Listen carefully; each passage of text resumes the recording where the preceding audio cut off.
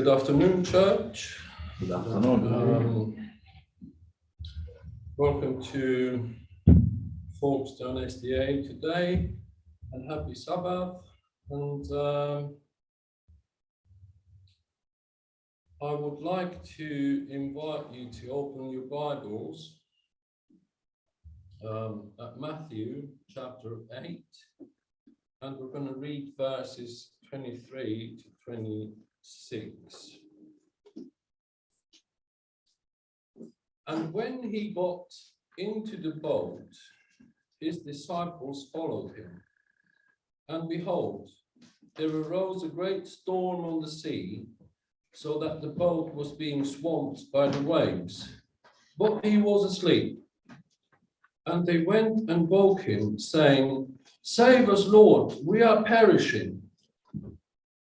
And he said to them, "Why are you afraid, O you of little faith?" Then he rose and rebuked the winds and the sea, and there was a great calm.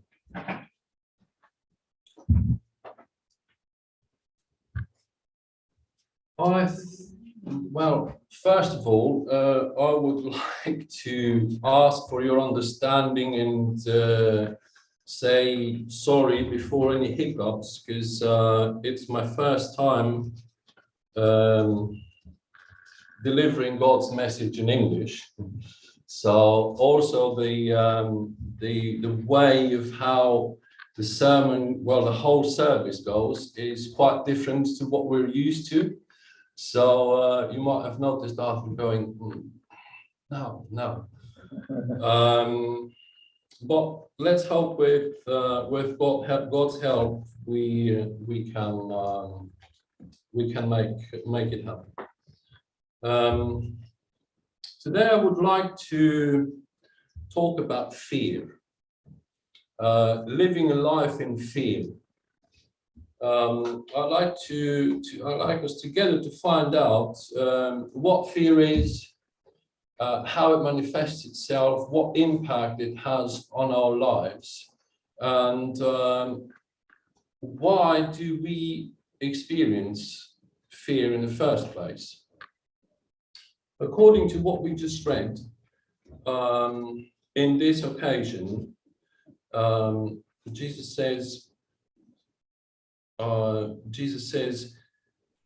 why are you afraid when do you have so little faith? Might this be one of the reasons for fear, having no faith or having little faith? And indeed, I can tell it might be. But let's see how else and what other fears we live. Who can give examples of fear? What are we afraid of generally? The fear of dark places, right? There's people are afraid of being in the dark. There's in Genesis 26. In Genesis 26,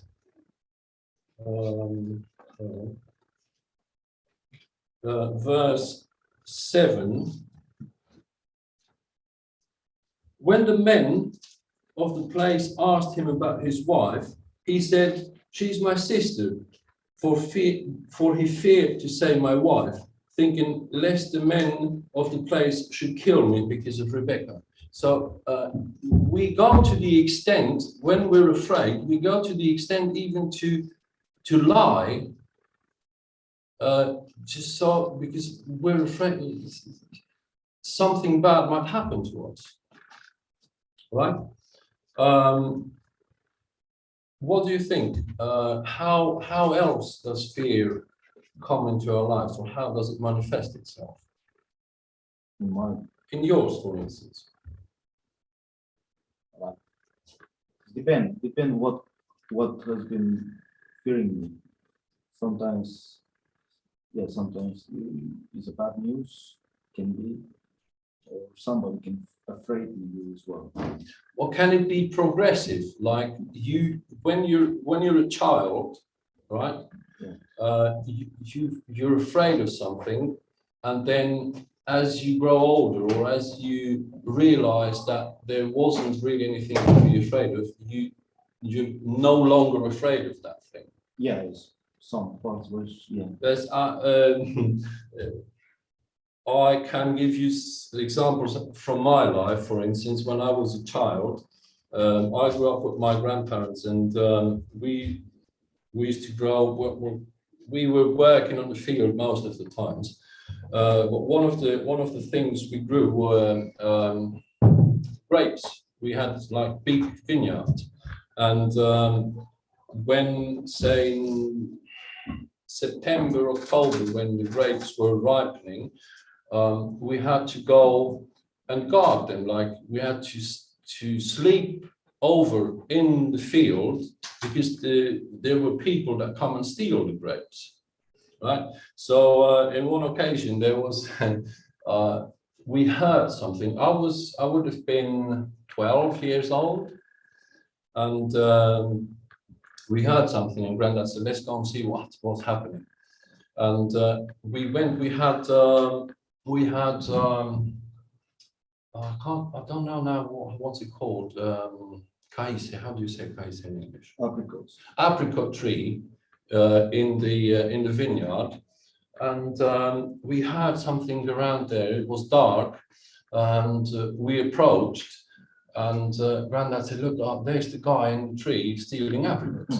And I was looking like, and suddenly we heard a noise, and it was actually a bear in the tree eating apricots, right? And the bear, when he sensed us, heard us, he came down and ran away. But for me as a child, that was one of the scariest moments in my life. So I was paralyzed, like, seeing a bear for the first time. It was funny.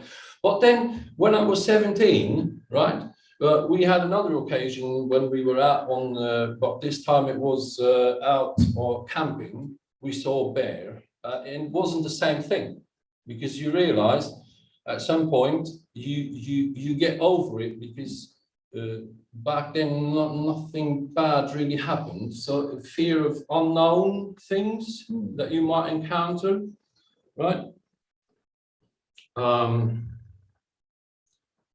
My grandma, for instance, she lived through Second World War, famine, the Russian deportation, when the Russians came and deported people and made them go to forced labor camps and all that. And she was constantly afraid, what we're talking now after all this happened, she was constantly afraid of not having enough food, because she lived through famine, right? So when I got married, my wife went into the pantry and she found like jams, and it's amazing what she found. But fear also can influence or can damage us for the rest of our lives, right? So there are genuine reasons for being afraid, and no one can really say, well, being afraid of that doesn't make any sense, right? I was back in the 90s, in our country, the military service was compulsory. So I did my service. It wasn't the let's call them the green guys. It wasn't the defense. It wasn't the army. It was part of the policing system, right? So we were responsible for keeping law and order on the streets, and we would wear blue, not green like the other ones. Now, at some point, was in late '99, fall '99, there was unrest. The miners were trying to put up a revolution in the country. And we were sent to calm them down, right? Now, conscripted soldiers with barely anything to eat, you cannot send them to fight and no weapons, right? To fight some crazy miners that are probably twice as strong as you are. But in the end, they gave us arms and they gave us ammunitions. And they told us shoot whatever moves. Now, we were looking at each other and we were like literally afraid of how can you kill? No, it was a state of fear. You can't really describe it, but it was bad. Genuine reasons for fear, but then there are as well other types of, say, other reasons or other types of fear. And I would like to read from John chapter 12.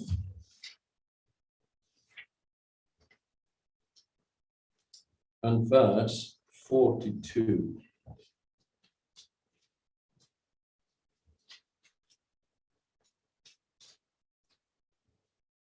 Who would like to read? Would someone like to read?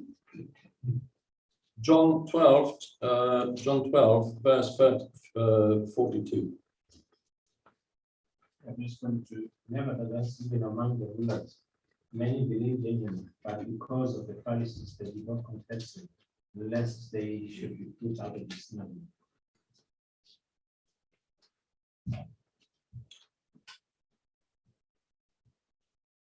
So nevertheless, well, I've got the English Standard Version. Nevertheless, many, even of the authorities, believed in him, but for fear of the Pharisees, they did not confess it. What can we learn from this? Sometimes politicians can bring it. Politician or religions work and bring it fear. Yes, but I believe in Jesus, but I'm afraid to say it because maybe my schoolmates will think of me. What's he all on about? Right? I am going to work.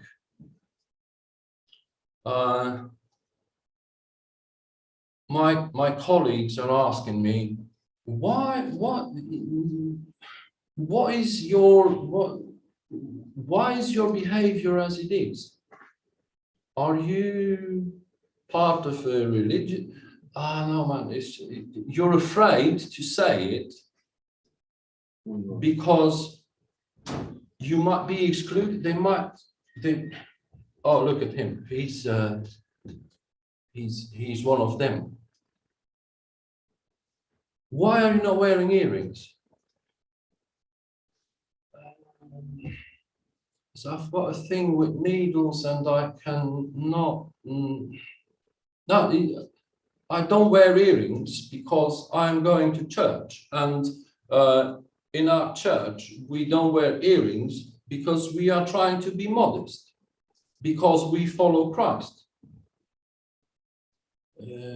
No, we say the needles, I don't like the needles and I get an infection because we were afraid to be pushed out from the mainstream, from the group, right? Our friends, I am lucky enough to say that I was able to keep two of my friends, and we grew up together. We are friends from kindergarten onwards. I was not always a Seventh-day Adventist. I grew up in a Lutheran home, in the Lutheran church, Protestant church, and they are Orthodox, like the vast majority in Romania. I was, by other people, probably I was judged.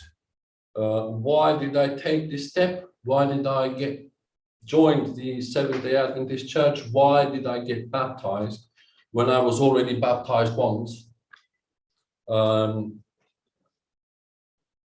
But they didn't have this problem. They didn't point, look at this, now we're not friends with him anymore. And that's why I can say I was lucky to have such friends to accept you.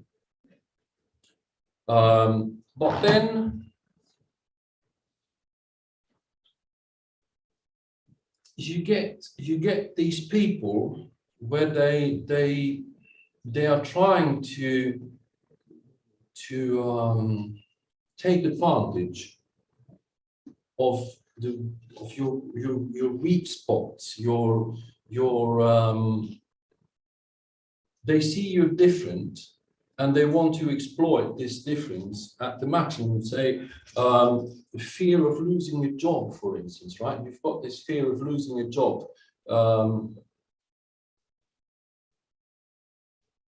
I had countless problems with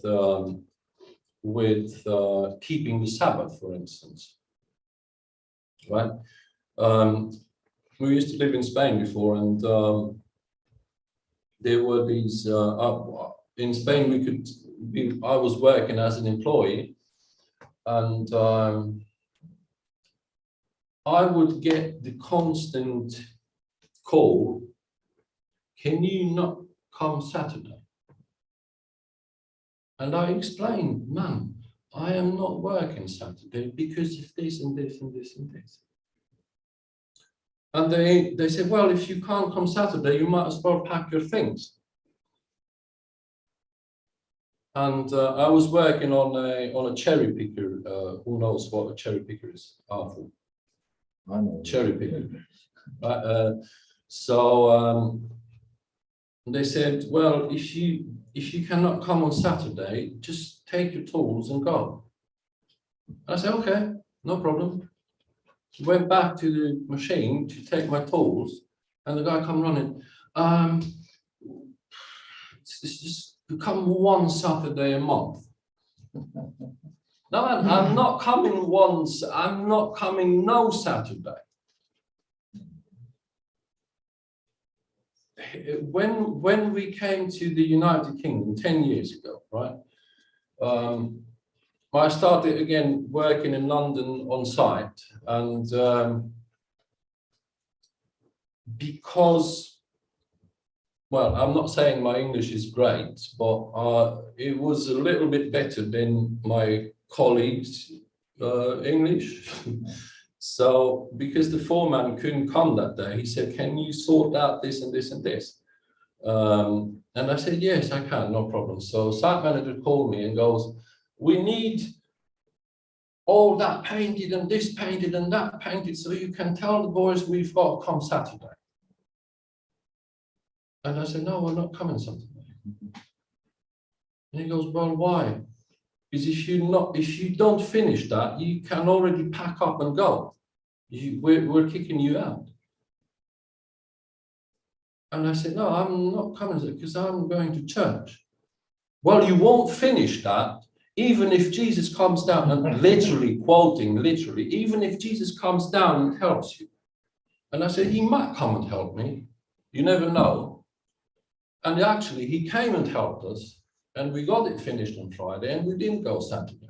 None of us, not even the ones that weren't Seventh-day Adventists. Right? So,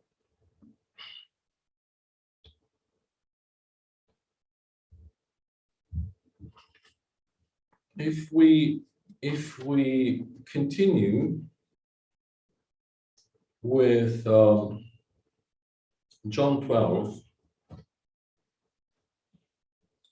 yeah, and we go to verse 43. For they loved the glory that comes from man more than the glory that comes from God. They were afraid, right? They were afraid so that they would not be put out of the synagogue, for they loved the glory that comes from man more than the glory that comes from God. What is the glory of man? What is the glory that comes from man?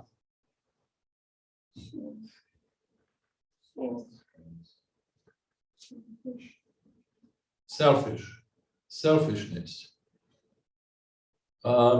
Yes, you think about yourself, you want to be more in the eyes of others. How do you do that? Trying to please man. You try to please man. You go to work from Sunday morning to Sunday morning. You don't care. You just rake up everything you can to get yourself a status, a nice car, nice car. Let me tell you a story. It's not this. It's more about humility than probably to do with this verse. So, where I grew up in our circles, the pinnacle of motoring was to own a Mercedes, right? So if you have a Mercedes, you are top. Nothing personal, nothing personal. I am telling you my own experience and how I behaved, and it was quite recent. It's not too long ago. How I behaved, and how I understood the thing that happened. Yeah. So he goes out, buys a Mercedes. Yeah. Spend a lot of money on it. And I was driving a Mercedes, right? And I'm driving a Mercedes, and I'm looking at that guy. Why are you standing in my way? I'm driving Mercedes, not, you know.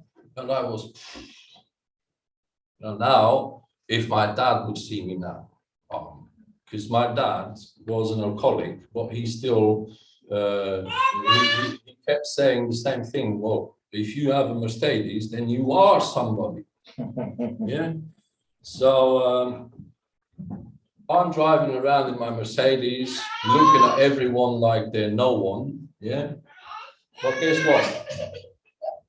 Not 1 week passed. Started breaking down. Money. Next week, started breaking down. Money. Next week, something else, and something else, and something else. And all the time, that car was in the garage. Yeah. So I thought to myself, something's not right here. Something's not right here. So, and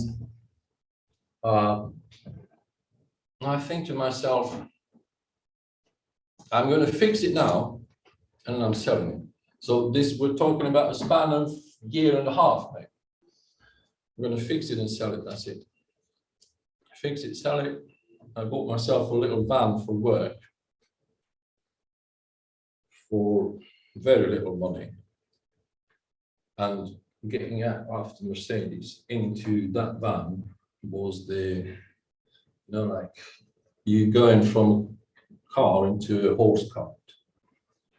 And I was like almost crying.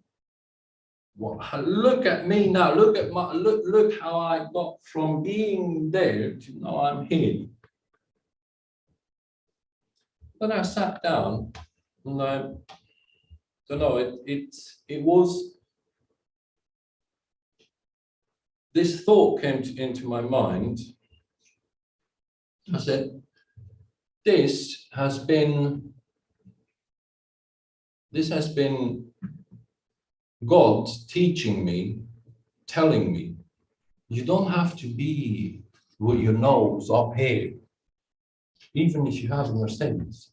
You don't have to, you don't have to show. You don't have to let others know what kind of person you are. You don't have to look for glory of man. You've got to be, say thanks for what you've got, because you're not in the rain. You eat every day and so on. Yeah. So that was how I perceived the lesson. That was, I think personally, I think it was a lesson to me to not, to not seek the glory of men. So then, let's go back to our main thing, the fear. So with fear also comes doubt. Right, so if you want to open your scriptures with me at Matthew 14, 25 to 32. Matthew 14, 25.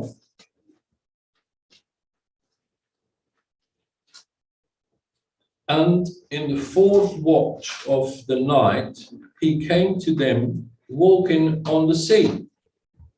When the disciples saw him walking on the sea, they were terrified and said, "It's a ghost."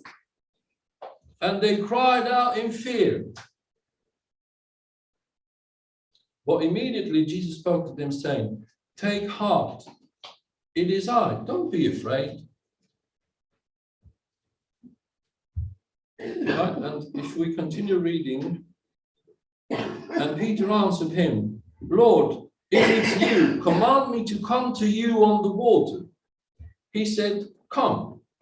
So Peter got out of the boat and walked on the water and came to Jesus. But when he saw the wind, he was afraid, and beginning to sink, he cried out, "Lord, save me." Jesus immediately reached out his hand and took hold of him, saying to him, "Oh, you of little faith, why did you doubt?" You're walking on water. You see the power of the Lord. You literally see the power of the Lord. You know you cannot walk on water on your own, but you still doubt.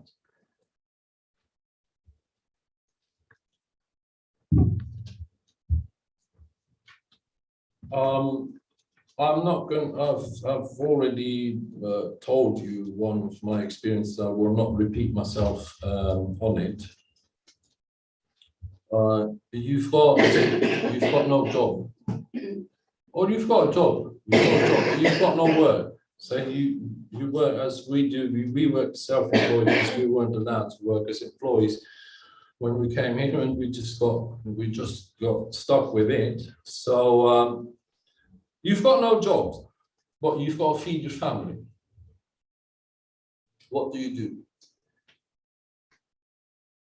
You kneel down and pray, "Please, God, help me, give me a job, this and that." Nothing happens.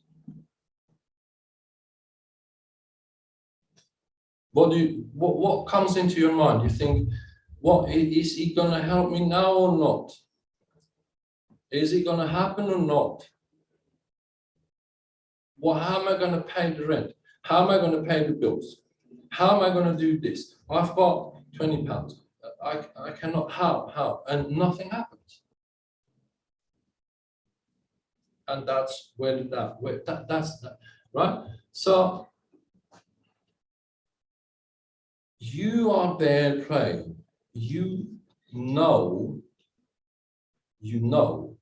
that God's going to help at some point, but you still doubt. And that's your weak spot. That's when the devil comes in and he starts picking. And he goes, see, told you.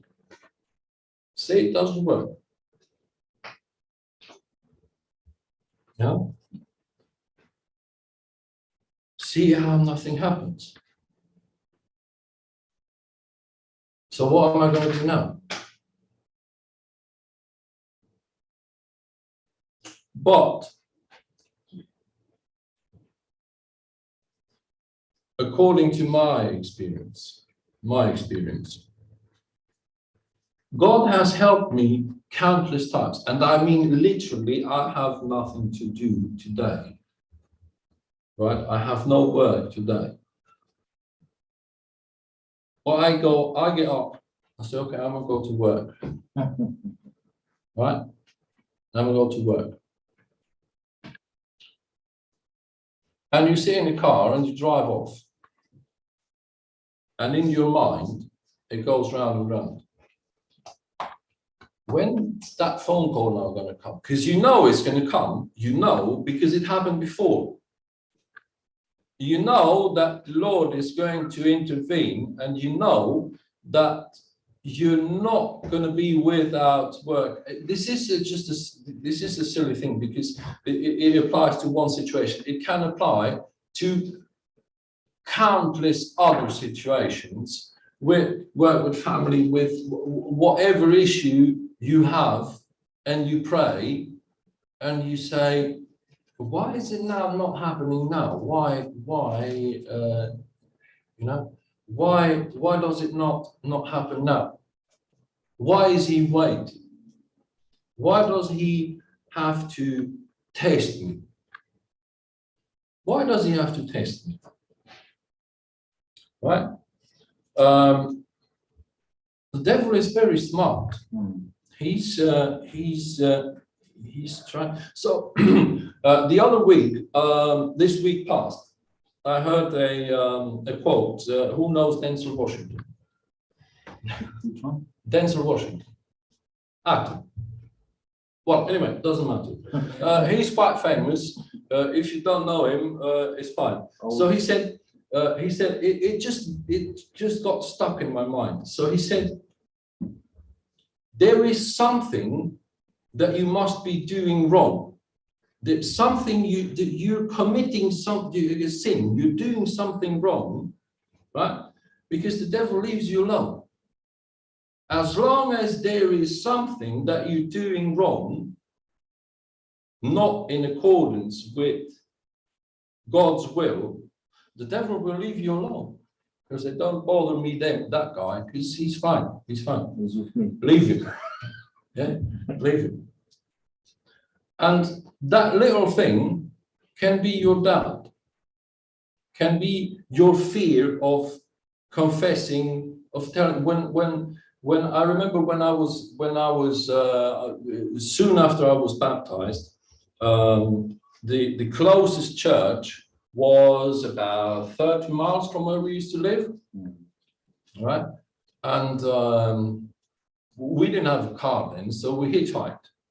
Saturday morning, we went on the main road, hitchhiked, right?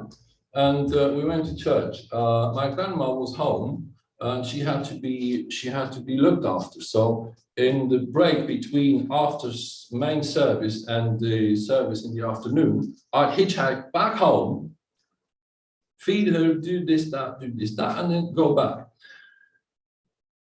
The time after I was baptized, when you go to, obviously you take a coat or whatever, suit or that, people would ask me, the guys that would stop would ask me, wow, where are you going? A wedding or what? No, man, I'm going to church. And you were so happy to confess, to witness, that's it, to witness, that you're going, and what are you doing? Well, we do this and that, and what do you think of this? Well, I think, and you get into the conversation and you tell people, you witness the Lord to people you have never met before and you will never meet after again, right? But soon after that, I'm going to church and that's it, and then, well, mind your own business. because you just get too used to it. You relax too much, and when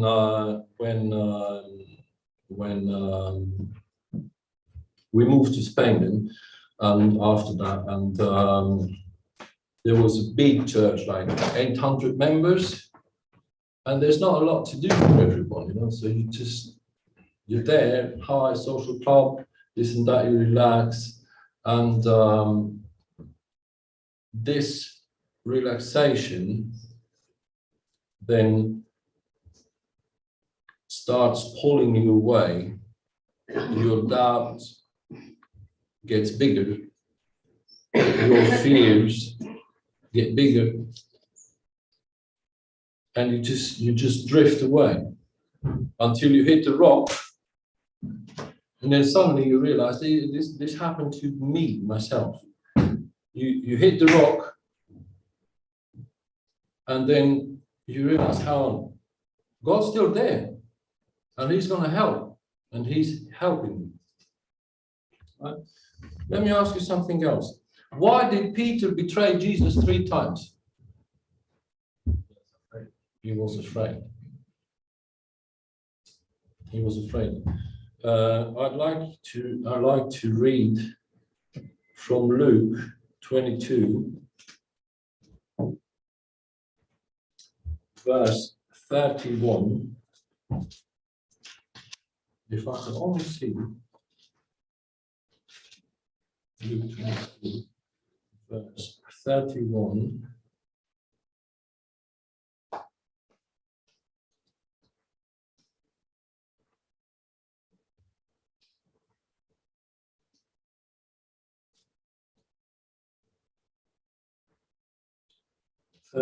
Simon, Simon, behold, Satan demanded to have you that he might sift you like wheat.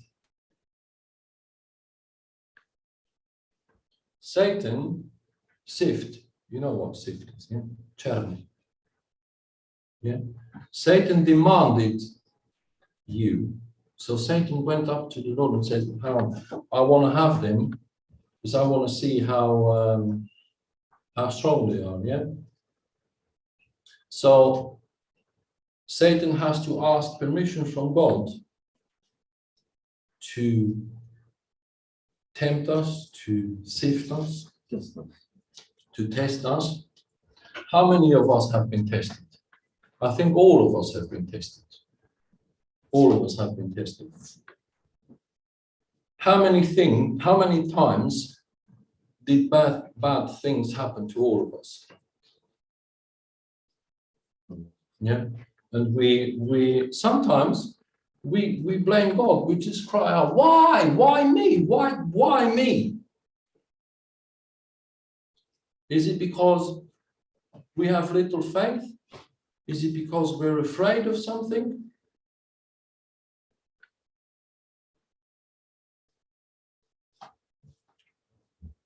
Right? So then if we continue to read,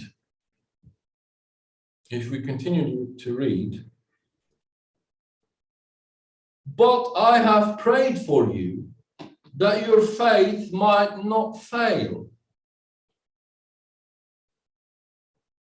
Satan goes to the Lord and says, give me them, I want to shake them up. But Jesus stands there and prays, Lord, help them not to fall. Lord, help them to get over it. Lord, address their needs.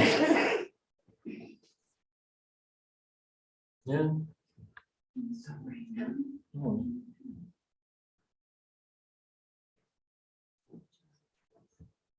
And when you have turned again, strengthen your brothers. You fall down, Satan takes you, sifts you, shakes you, tests you, gives you all the hardship in the world. Sometimes people forget that Jesus is there and prays to the Father for us, for everyone. And then you get the command, or you get asked to, and when you have turned, go and strengthen your brothers. Tell them, I was afraid, I have doubted, I have sold Jesus, I have denied Jesus, I have done everything that I could, everything possible that can be done wrong, I have done. I have fallen all the way down. But I know Jesus is there, he's praying for me. I know Jesus is going to save me. And now I stand here and I say, look, we don't have to panic. We don't have to be afraid, especially when you experience that the Lord helps you, the Lord gives you. The Lord takes you out of the most undesirable and complicated situations. If you only listen to him, if you don't doubt it, if you live your faith, not live your fear. If you live your fear, you won't get nowhere. Simple encouragement sometimes for someone, just a pat on the shoulder is enough. Well done.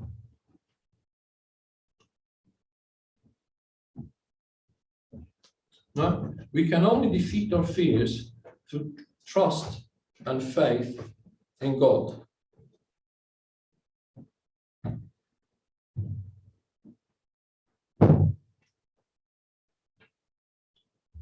I would like to read from Romans chapter 8.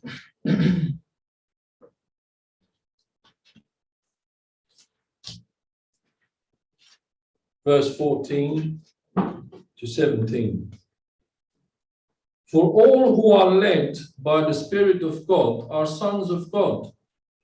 For you did not receive the spirit of slavery to fall back into fear, but you have received the spirit of adoption as sons, by whom we cry, Abba, Father. Amen.